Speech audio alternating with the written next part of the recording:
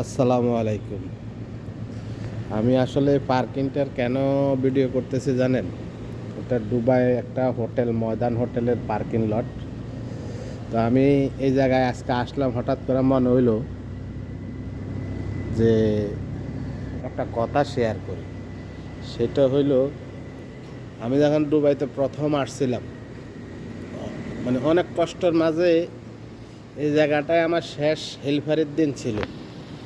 কারণ হইল, আমি লাস্ট যে দিন এখানে কাজ করছি এর পরের দিনে আমি লাইসেন্স পাইছি। তারপর থেকে আর দুবাইতে মানে হেলপারি কাজ করি নাই। জায়গাটা অনেক বড়, বিশাল, অনেক বড় জায়গা। মানে এই জন্য মানে শেয়ারটা করলাম যে এখানে আমার জীবনের মানে দুবাই শহরের হেলপারি কাজে সমাপ্ত ঘটছিল। মানে এখানে আমার শেষ হেলপারি কাজ করছিলাম।